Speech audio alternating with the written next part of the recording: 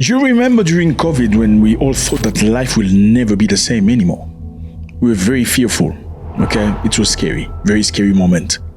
I remember the time in France, matter of fact, they say that people that refuse to vaccinate, they would lose access to many things. You basically need a vaccination card to access things like restaurants, places that are public, theaters, movies and stuff like that. Or metro rail. To use the metro, the train, you have to be a holder of a card that's certified that you've been vaccinated. It was very scary. Matter of fact, airlines also adopted very quickly something along the lines of, if you don't have this card, this very special travel card, you cannot travel. The travel card certified that you've been vaccinated. Remember, many people refuse to be vaccinated. Were they right? Were they wrong? I mean, what we remember is the guy with the computer said that if you don't get vaccinated, you will not see the world the way you used to see it anymore. It is fair to say things won't go back to truly normal until we have a vaccine that we've gotten out to basically the entire world. For the world to return the way it used to be, everybody has to be vaccinated. And that's what we started believing, right? Even the people that were not vaccinated. It was a big mayhem between the vaccinated and the unvaccinated. It was very interesting. They pushed you to fight each other. Crazy stuff. And it's crazy because they said everybody had to be vaccinated before the world could resume. But then the world has resumed and not everybody has been vaccinated. What happened? That's a good question, right? What happened? How come after they said all that, the world continued being the world? Scary, isn't it? That man said we're expecting millions of bodies falling on the ground in Africa. You remember that? He said Africans are going to fall on the ground, meaning unalived because of that thing. And obviously, as God knows, nothing happened like that. You know what happened? The reason why we get back to normal without necessarily having to be vaccinated? You know what happened? You don't know what happened. The Ukraine war started. So basically, Vladimir Putin himself has single-handedly finished that. Yeah, crazy stuff. The pandemic is over. We still have a problem with COVID. We're still doing a lot of work on it. But the pandemic is over. Now, something very interesting is happening, fellas, okay? In the UK, 60 councils have now launched fleets of drones. 60 councils. What are councils? Councils are basically small governments of the country. Together, they take very interesting decisions about the country. Now, these 60 councils are flying drones. They're training staff to be certified pilots to use the drone for surveillance, inspection, and public services. Crazy. Let me repeat myself. 60 councils in the UK have decided to fly drones for surveillance purposes.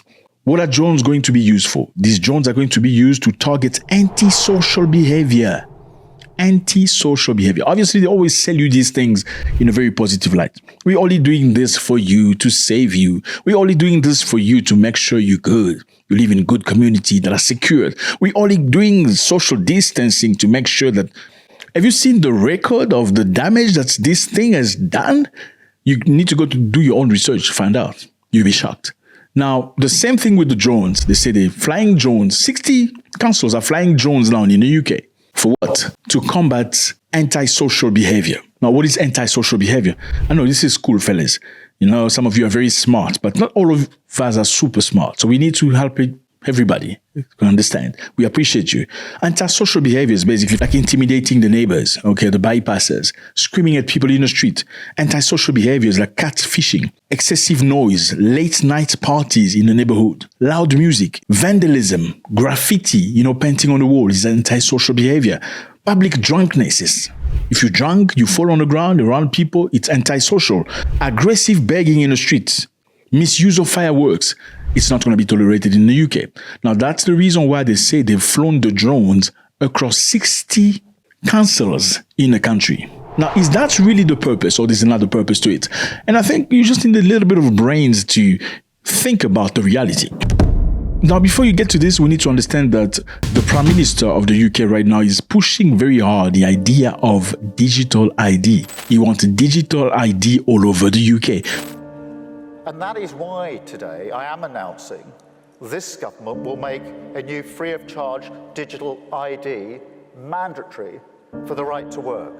by the end of this Parliament. Let me spell that out. You will not be able to work in the United Kingdom if you do not have digital ID.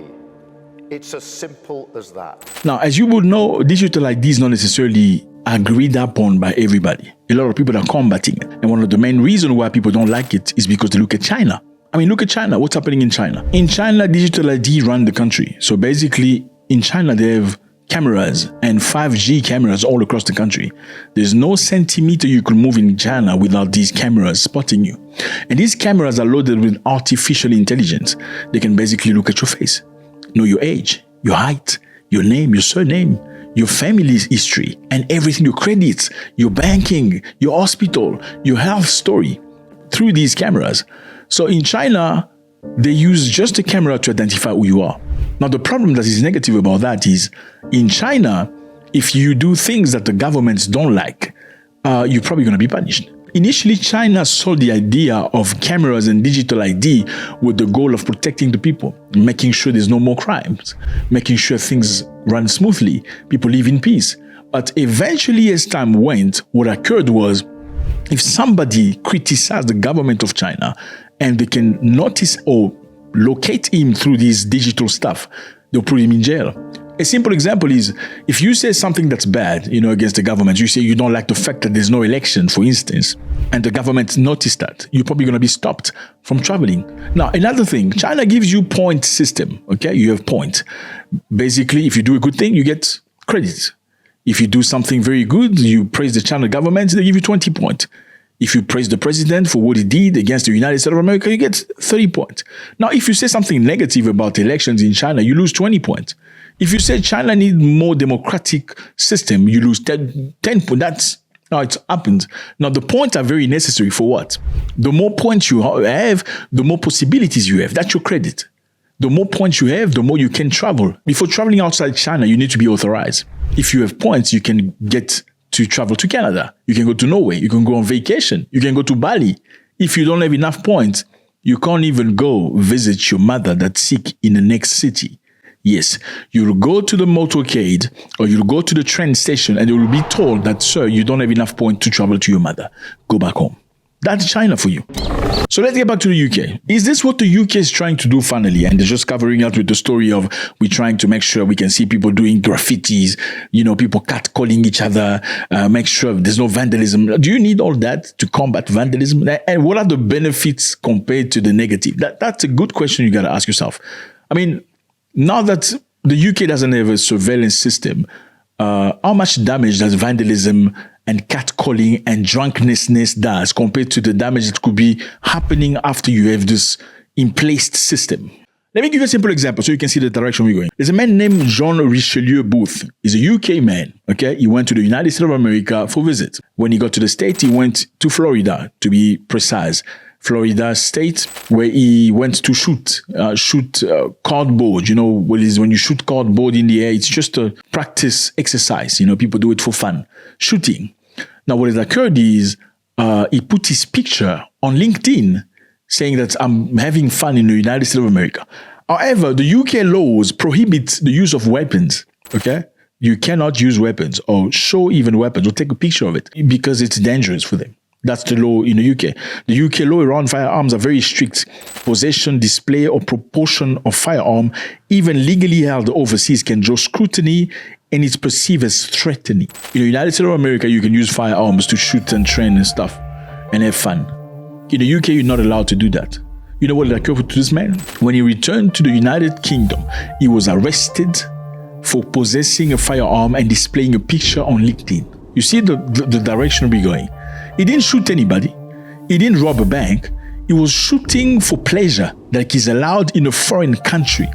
And he used a picture. There was no video, just a picture of a firearm. Got him arrested in the UK. And people made a lot of noise about it. After making a lot of noise, then they decided to free him. They dropped the charges, but they didn't apologize for arresting this man. You see what digital is starting to do, and that's the direction we're going.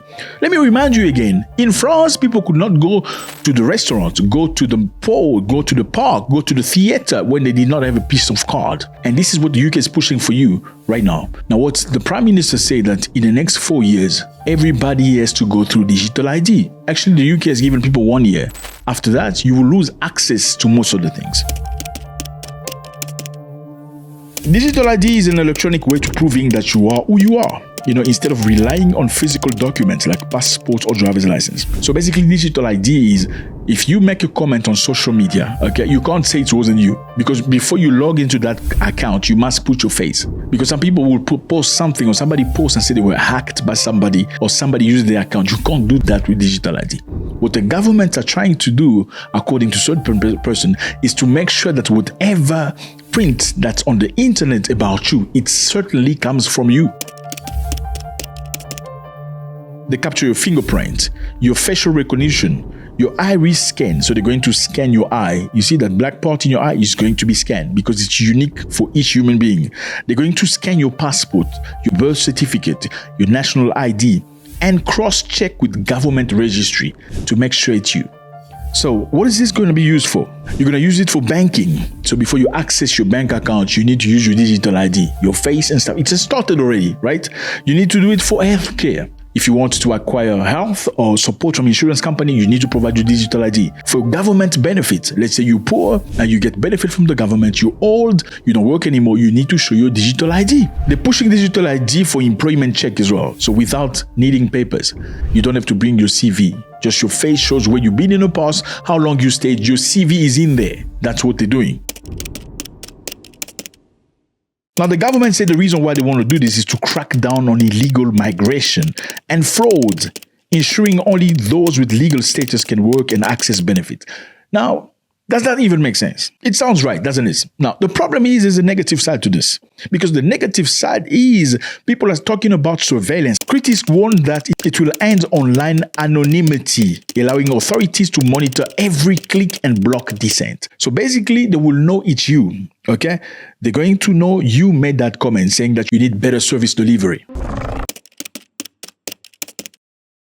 Every online post, comment, or click can be traced to the real person. This makes it easier for authority to identify and penalize individuals who criticize the government or engage in antisocial behavior. Antisocial behavior could be anything. Antisocial behavior could be you not being okay with the government saying, now you need to have a circumscription from age 16. Antisocial behavior could be you saying, no, I don't appreciate you bombing Gaza. Antisocial behavior could be anything. Authorities can now instantly block accounts, revoke digital ID of users who spread information deemed harmful, and block you through all platforms. So basically, if your information is deemed harmful, saying things that are false could be harmful, right? Let's say there's a disease and you say that disease is not real, could be harmful. But is thinking harmful? Is you having a different opinion harmful? They could say it's harmful. Why are you thinking for yourself? Why do you believe government is against you? So anything could be harmful. And if you have digital ID, they can basically block you from using your internet. They can block you from accessing your bank account. They can block you for accessing anything. So basically, you are in a position where you won't think anymore. You can't do anything anymore. The thing is, we need to worry about is this is being rolled out in Africa as well. Okay, many African countries are already rolling out. Nigeria is number one. They've rolled out digital ID and people are registering. Because what? I don't quite know, but it's moving to that direction. Kenya has accepted as well. We see South African banking already doing digital ID. Now, is this a good thing or is this something we need to worry about? Let me remind you one thing. Pombe Magufuli, this man right here, when they came up with COVID story, they said that everybody should lock down and stay home because people are being unalived. Pombe Magufuli said that we are not doing this without proofs. We need proofs. What he did was he took samples himself, samples of animals, ducks, rabbits. He took mucus from trees. He took many other different things and sent them to a lab to do testing. All these testing came positive to COVID. Na sample za vitu vingine mbalimbali tukavipeleka pale kwenye maabara bila wao kujua na tukazipa majina. Sample ya oil kwa mfano iliyotoka kwa gari tulilipa jina ya Jabiri Hamza mwenye miaka 30. Male ile ilileta negative. tulipopeleka sample ya fenesi ambalo tuiipa jina la Sara Samueli, miaka 45, female, matokeo yake yalikuwa unconclusive. Tulipopeleka sample ya papai tukaipa jina Elizabeth Anne, miaka 26, female, papai lile lilikuwa positive. Isn't that crazy? I mean, how can a rabbit mucus from the nose of a rabbit test positive to mucus? How can the mucus from a duck test positive to COVID? How can a mucus from a tree test positive to COVID? What is this COVID then? Is it maybe something that's in everything? People didn't like it. He said, I'm not going to close my country down. There's not going to be no lockdown. I remember at the time, I personally took a flight to Tanzania. I flew to Tanzania because I wanted freedom. And I saw a lot of Europeans flogging into Tanzania, Americans, plenty of people. It was party after party after party. And the economy of Tanzania soared. People expected to see Tanzanians fall on the ground because, I mean, isn't that the natural thing that should have occurred if whatever they were saying was truth? Well, no Tanzania fell on the ground, choking, I can't breathe. People were living in happy. The economy was crazy. Now, short time after that, what happened? He died. I'm not going to say what he died of. The same for the president of Burundi, Nkurunziza, that refused to lock down his country. He said, I need proofs. Matter of fact, he kicked out the WHO. He said, you can leave my country. I don't want you here. Go. You can't tell us what to do. You know, this is our nation. Shortly after, he died. Do you know that countries signed a piece of paper saying that in the event of a major disease like this one that we experienced, the countries don't have jurisdiction over their people anymore? It means WHO or the United Nations now has the right to decide on what's going to happen in every country. Did you know that? They went and sat down and signed this piece of paper. Yes, and you didn't know about that. Basically, let me repeat myself. Countries giving their authority, power over the people to the United Nations, saying in the case we have another pandemic, you, the United Nations, can decide on what's going to happen to our people, whether you want them all vaccinated or we just have to say, yes, let's go enforce it. The reason why countries did not do things the way they wanted them to do, meaning vaccine, is because every country has a constitution. And the United Nations at the time did not have, jurisdiction over personal countries' constitutions.